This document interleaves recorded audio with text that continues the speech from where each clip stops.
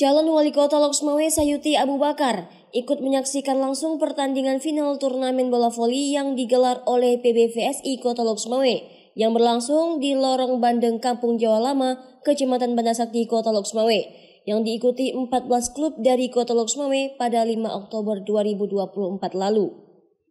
Bersama dengan Ketua PBVSI Kota Lok Sumawe, Armiadi, calon Wali Kota Lok Sumawe Sayuti Abu Bakar memberikan trofi bergilir kepada juara, yaitu dari klub Bandeng yang berhasil keluar sebagai juara setelah dihitung menang angka atau poin dengan skor terakhir 2-2 melawan rivalnya dari klub Trisakti Kecamatan Blangmangat, Kota Lok Sumawe.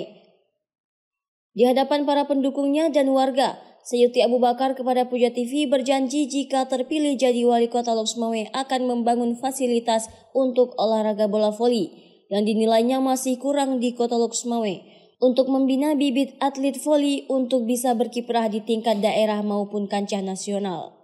Bahkan setiap tahunnya akan digelar turnamen Wali Kota Cup khusus untuk cabang olahraga voli di Kota Lok Sumawe. Saya lihat sarana dan prasarana agak berkurang. Insya Allah kalau terpilih sebagai wali kota, kita akan membangun sarana dan prasarana yang lain.